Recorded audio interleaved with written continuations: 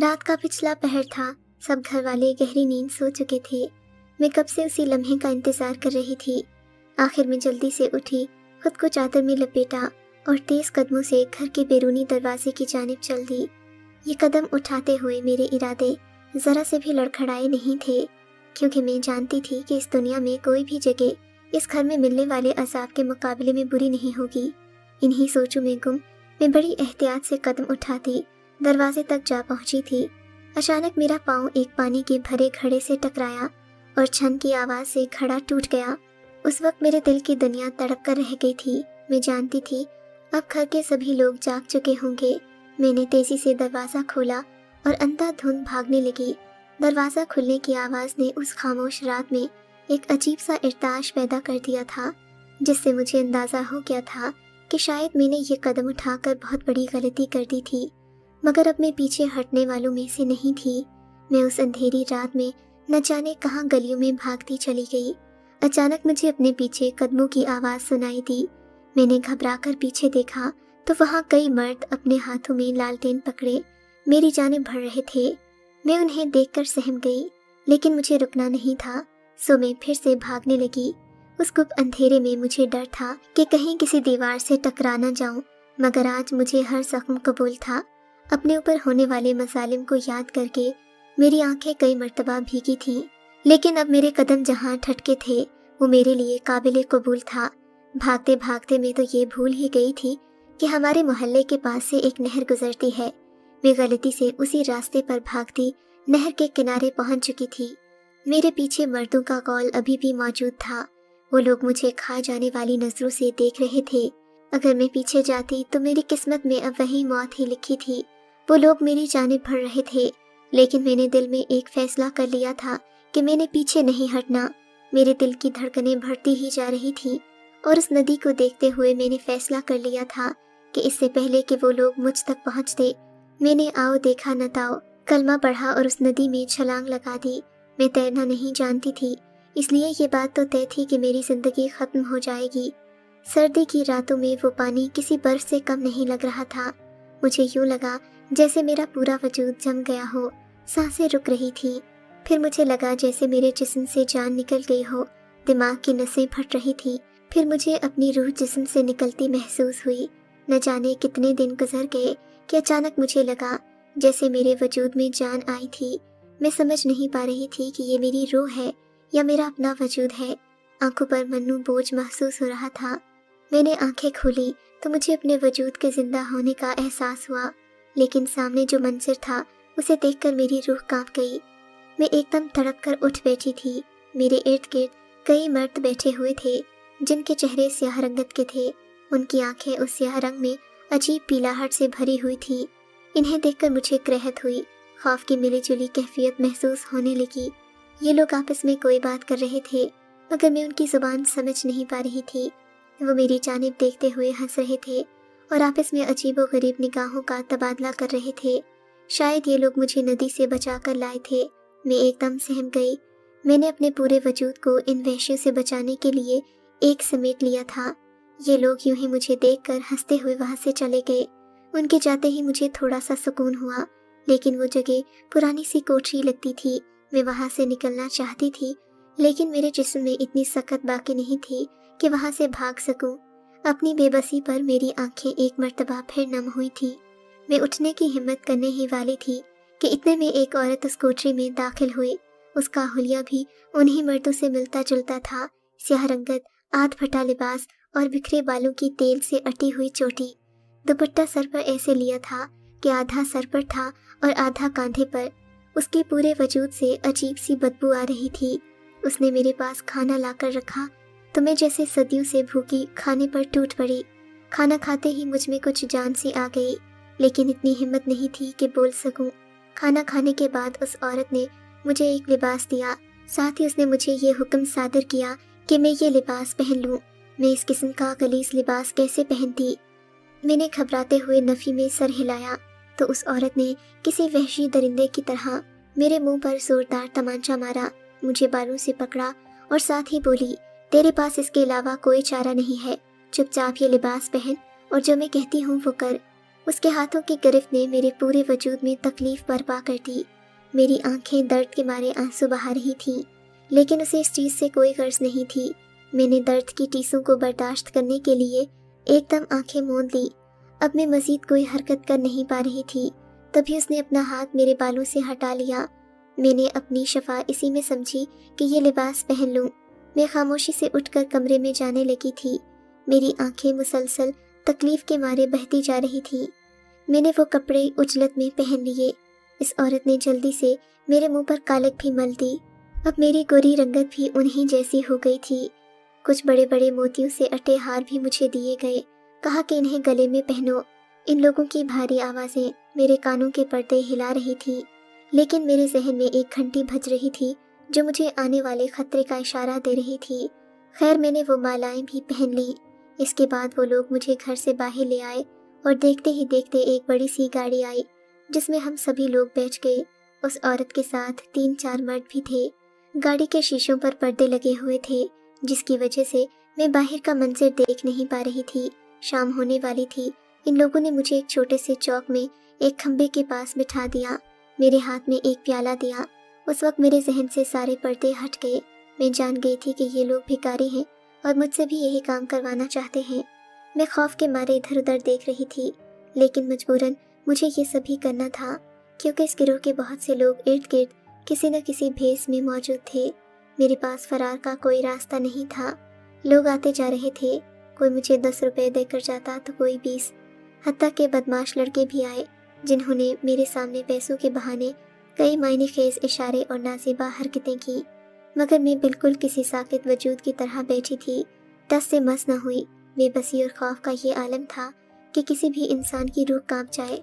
رات کے تقریباً 9 بج رہے تھے جب ایک مرتبہ پھر وہی گاڑی آئی۔ اس عورت نے مجھے اس گاڑی میں بٹھایا۔ ہم لوگ پھر واپس اس کوٹری میں آ گئے جہاں میں پہلے لائی گئی تھی۔ تھوڑی ہی دیر کے بعد وہ عورت کمرے میں پھر داخل ہوئی تھی۔ اس نے مجھے نارچی رنگ کا ایک خوبصورت لباس دیا تھا۔ مجھے لباس پہننے کا کہا۔ میں پہلے والی مار سے تنگ آ چکی تھی۔ میں نے لباس تو پہن لیا تھا، مگر اب مجھے سکون نہیں تھا۔ آخر مجھے اتنا خوبصورت لباس زیب تن کیوں کروایا گیا؟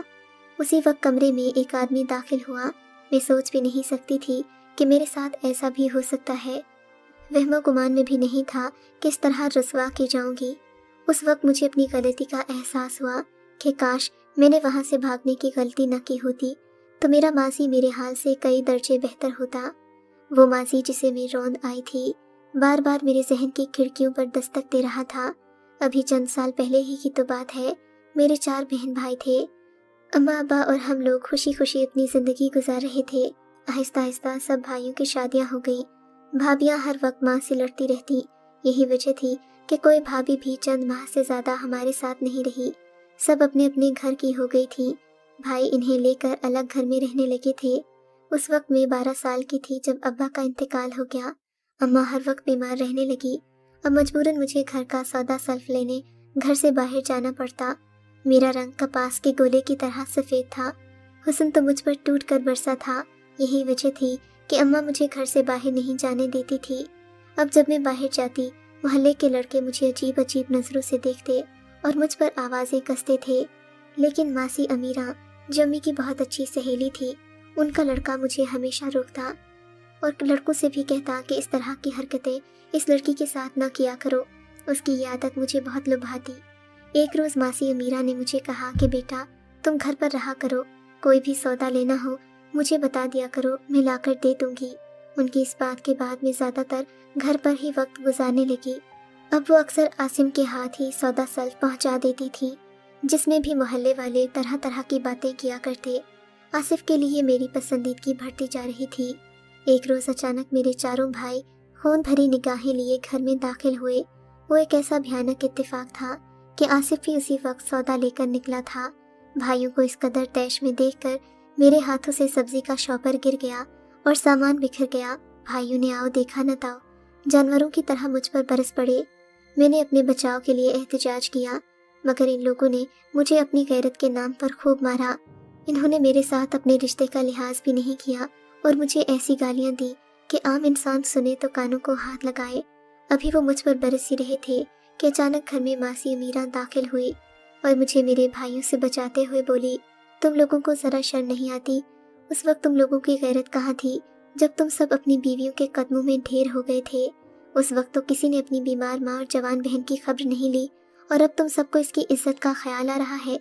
उनकी बातें सुनकर मेरे भाइयों के हाथ रुके। तब अमीरा बोली, मेरा बेटा आसिफ यहाँ सब्जी देने आता है, वो भी मेरे कहने पर, और जिन बहनों के तुम जैसे भाई हों उन बेचारियों को किसी ने तो सहारा देना है ना। इतनी ही तुम लोगों को अपनी इज्जत की परवाह है तो इसकी शादी कर दो। ये सुनकर मेरे भाइयों के हाथों और मुंह पर तो जैसे ताले पड़ गए। मैं खड़ी बिलक बिलक कर रो रही थी। मासी अमीरा ने मुझे सीने से लगाया और प्यार किया। वो सब इसी तैश में घर से निकल गए। उस दिन और रात मैं अपनी माँ के कदमों में बैठी रोती रही। मेरी माँ बेचारी नम आंखों से खामोशी से आंसू टपका रही थी। वो और कर भी क्या सकती थी, उसमें तो बोलने की सकत भी नहीं थी। अगले ही रोज़ मेरे भाइयों ने मुझ पर हुक्म सादर फरमाया कि शाम को तुम्हारा निकाह है। मैं नहीं जानती थी कि मुझे किसकी डोली में बिठाया जा रहा है। शाम को भाभियों ने मुझे नया जोड़ा पहनाया, हल्का सा मेकअप किया और मेरा निकाह पढ़वा कर मुझे रुखसत कर दिया गया। मेरा दुख मेरी माँ ही समझ सकती थी। मैं अपनी नीम मुर्दा माँ के गले लगकर न जाने कितनी देर रोती रही। खैर अब मैं पिया देश जा रही थी, जहाँ जाने के लिए लड़कियां न जाने कितने ख्वाब आंखों में बसाते हैं। दूल्हे ने चेहरे पर सेहरा पहन रखा था, इसलिए मैं उसे देख नहीं पाई। मुझे एक बड़ी सी गाड़ी में बिठाकर ले जाया जा रहा था, जिससे ये तो अंदाज़ा किया जा सकता था कि मेरे भाइयों ने किसी खाते पीते घराने में मेरी शादी की है। वो गाड़ी महलनुमा घर के सामने रुकी थी। इस घर को जो देखकर ऐसा लगता था जैसे किसी बड़े जिम्मेदार का घर हो। मैं शहजादियों की तरह गाड़ी से उतरी। नौकरानियों ने मेरा इस्तकबाल किया। मुझे गुलाबों से सजे कमरे में बिठाया गया था। मेरे दिल में कई अरमान थे। आसिफ की यादें यूं ही दिल में कायम थीं कि अचानक दरवाज़ा खुला और दूल्हा अंदर दाखिल हुआ। वो सुस्त रवि से चलता मेरे पास आकर बैठा, लेकिन अगले ही लम्हे जब उसने अपना सेहरा हटाया तो मेरा दिमाग भग से उड़ गया। वो 50 साल का बुढ़ा था, जिसके सर पर एक भी बाल नहीं था। वो मुझे मुस्कुराकर देखने लगा। उसे देखते ही मेरी भी चीख निकल गई। सोच नहीं सकती थी कि किस्मत मेरे साथ इतना बड़ा मजाक भी कर सकती है। उस शख्स ने जैसे ही बात करने के लिए मुंह खोला, उसके मुंह से बदबू के भपके उठने लगे, जिससे मेरे दिमाग में जलते सभी चिराग गुल हो गए थे। इससे पहले कि वो अपने गलीज इरादों की तकमील की खातिर अपना हाथ मेरी जानिब बढ़ाता, मैं तेजी से कमरे से बाहर भाग आई।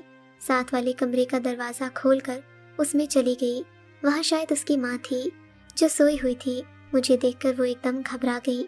मैं उनके कदमों में बैठ गई और रोने लगी। खुदा के लिए अम्मा जी मुझे बचा ले, मैं उस कमरे में नहीं जाऊंगी। मेरी सास इंतहाई खुदा तरस औरत थी, सो उसने मुझे सीने से लगाकर प्यार किया और अपने पास सुला लिया। मैंने अपनी सास से कहा था कि मुझे डर लगता है, सो मैं उसके पास ही रहूंगी। इन्होंने मेरे शौहर को भी समझा दिया कि अभी नाजिया बच्ची है, शादी ब्याह का इसे ज़्यादा इल्म नहीं था, इसे यहीं रहने दो। मेरे शौहर ने कोई बड़ा रद्द-ए-अमल नहीं किया और अपने पीले दांतों की नुमाइश करता हुआ वहाँ से निकल गया। उसके बाद उसने मेरा ख्याल रखना शुरू कर दिया। मेरे लिए बड़े प्यार से छोटे छोटे तोहफे लाता। उसकी आंखों में मैंने कभी हवस नहीं देखी, बल्कि वो मेरी बहुत इज्जत करता था, लेकिन मैंने उसकी कभी कदर नहीं की। और सच बात तो ये है कि उसके वजूद और मुंह से उठने वाली बदबू ने मुझे कभी उसके करीब जाने नहीं दिया। उसकी आंखें अक्सर मोहब्बत से सरशार रहती थी। एक रात मैं अपनी सास को दवा देने जा रही थी कि मैंने सुना मेरा शौहर मेरी माँ को कह रहा था, मैंने इतनी ज़मीन इसके भाइयों को देकर नाजिया को हासिल तो कर लिया है, लेकिन नाजिया हमेशा मुझसे दूर भागती है। अब तो मैं इसकी मोहब्बत में गिरफ्तार होता जा रहा हूँ। मेरी सास मेरे शौहर को दिलासे देने लगी, मैं कल कहूँगी कि वो तेरे कमरे में सोया करे। ये सुनकर मेरे जिस्म में सनसनी सी दौड़ गई। मैं उसे कैसे कबूल करती? न जाने क्यों मुझे इस शख्स से शदीद नफरत थी। इसके वजूद से मुझे घिन आती थी। मेरी सास ने उसी रात मुझे कह दिया, बेटी वो तेरा शौहर है, इस तरह दूर भागकर तुम कब तक जिंदगी गुजारोगी? बस आज रात तुम्हारी इस कमरे में आखिरी रात है, उसके बाद तुम अपने कमरे में सोया करना। अपनी सास की ये बात सुनकर मेरे दिल में हलचल मच गई। मैं कोई आखिरी फैसला करने का सोच रही थी कि आखिर किस तरह इस सब से छुटकारा हासिल किया जाए। फिर एक हतमी फैसला करने के बाद मैं खामोशी से सो गई। जैसे ही मुझे यकीन हुआ कि सब लोग सो गए हैं, मैं हवेली से निकल आई थी। उस वक्त बिजली जा चुकी थी। जब हवेली से बाहर आई तो घर के कुछ नौकर घड़े की आवाज़ पर जाग गए थे। उस वक्त मुझे कुछ न सूझा, मैंने नदी में छलांग लगा दी। वहाँ से न जाने कैसे मैं इन भिखारियों के हत्थे चढ़ गई। अब मेरे सामने एक नौजवान मौजूद था जो मेरी इज्जत तार तार करने लगा था। मेरे इख्तियार में कुछ नहीं रहा था। माजी की गलतियाँ मेरे दिमाग के पर्दों को झंझोड़ रही थीं। वो जिंदगी इस जिंदगी से 1000 दर्जे बेहतर थी। जब मैं अपने शौहर के साथ रहती थी वो मेरी इज्जत करता था, लेकिन मैंने कभी उसे उसका हक नहीं दिया। शायद इसीलिए अल्लाह ने मुझे ये दिन दिखाया था। अब मैं रोज़ इस जहन्नुम से गुजर रही थी। मैं दिन को मज़ारों और चौराहों पर भीख मांगती और रात को इन लोगों की रातें रंगीन करती। मेरे दिन मायूसी से गुजर रहे थे। एक दिन मज़ार में बैठी अपने मुकद्दर पर आंसू बहा रही थी कि एक औरत ने मुझे देख लिया। इसने अपने वजूद को सफ़ेद चादर में लपेट रखा था। चेहरा बहुत नूरानी लग रहा था। न जाने क्यों मुझे उसकी तरफ एक कशिश सी मालूम हुई। मैंने उसकी जानिब देखा तो उसने पुरनूर निगाहों से मुझे देखा और मुस्कुराई। बोली, बेटी तू किसी मुसीबत में लगती है, जा जाकर पीर साईं से दुआ करवा ले, खुदा तेरी मुराद पूरी करेगा। उस वक्त कोई मुझे कुछ भी कहता मैं करने को तैयार हो जाती। मेरी निगरानी करने वाले लोग आसपास ही खड़े थे। मैं उनसे इजाज़त लेकर पीर साईं के पास चली गई। मेरी नज़रें झुकी हुई थीं और कदम धीरे धीरे उनके कमरे की तरफ उठ रहे थे। मेरे दिल में आज अजीब सी कश्मकश थी। मैं झुकी नज़रों के साथ जब पीर साहब के कमरे में दाखिल हुई तो मेरी निगाह उन पर पड़ते ही माजी ने एक ऐसा तूफान लाया कि मेरे दिमाग में सब कुछ शीशे की तरह साफ हो गया। जिंदगी का एक एक पल मेरे दिमाग में किसी फिल्म की तरह चलने लगा। मेरे सामने बैठे पीर साहब का चेहरा जाना पहचाना लग रहा था। ये चेहरा मैं लाखों में पहचान सकती थी। मैं दौड़कर उनके कदमों में जा गिरी, उनके पाँव और पोशाक को बोसा दिया और बोली, मेरे साईं मुझे माफ़ कर दो, मुझसे बहुत बड़ी गलती हो गई। बदबू और गंदगी का ढेर तो मैं हूँ, आप तो पाक साफ हो, उजले दामन वाले हो, मुझे माफ़ कर दो। मेरा शौहर मुझे पहचान चुका था, लेकिन आसपास खड़े आदमी मुझे एक नाटक समझ रहे थे। उन्हीं में से एक आदमी ने मुझे झंझोड़ते हुए कहा, ए बीबी, यहाँ नाटक न करो, चलो उठो और जाओ यहाँ से। मेरे शौहर ने उसका हाथ थामा और बोले, ये मेरी इज्जत और मेरी बीवी है, हादसात ने इसे मुझसे जुदा कर दिया था। आज के बाद इसकी इज्जत तुम लोगों पर फर्ज है। वो शख्स इज्जत से पीछे हटता चला गया। सभी लोग मुझे मोतबर निगाहों से देखने लगे। साईं ने मुझे अपने हुजरे में भेज दिया। मेरा दिल धक धक कर रहा था। उनके वजूद से लगकर जो खुशबू मेरे बदबूदार वजूद पर मुंतकिल हुई थी वो अभी भी कायम थी और मुझे मेरी औकात याद दिला रही थी। लेकिन मेरे शौहर जब अपने मुरीदों से फारिग होकर मेरे पास आए तो उनकी नज़रों में ना ही कोई हकारत थी और ना ही कोई नफरत थी। इन्होंने मेरा चेहरा थामा और मुझे बताया कि वो मुझसे शुरू दिन से बहुत मोहब्बत करते थे, मगर मैंने उनके खुलूस की कदर नहीं की, हमेशा उनकी बेकदरी की। और फिर जब मैं उन्हें छोड़कर चली गई तो वो बहुत उदास हुए। रही सही कसर तब पूरी हो गई जब एक दिन मेरे भाई ने मेरा मजाक उड़ाते हुए कहा कि तेरी बीवी तुझे इसलिए छोड़ गई कि तुझसे बदबू आती थी। मानो तो वो दिन मेरी जिंदगी का सबसे उदास दिन था। बीवियां तो शौहरों का लिबास होती हैं, मगर तुमने मुझे भरे मजमे में मुझे पूरी दुनिया के सामने बेलिबास कर दिया था। मेरे मुंह की बदबू का किसी को नहीं इल्म था। मेरा तो ये राज और ये कमजोरी शायद तुम्हें ही पता थी, क्योंकि तुम्हारा कुर्ब हासिल करने की कोशिश मैंने की थी, मगर मैं नहीं जानता था कि तुम इस बीमारी की वजह से मुझसे इतनी नफरत करोगी। उस दिन के बाद से मैंने खुदा से लू लगा ली। अम्मा के लाख कहने के बावजूद भी मैंने दूसरी शादी नहीं की।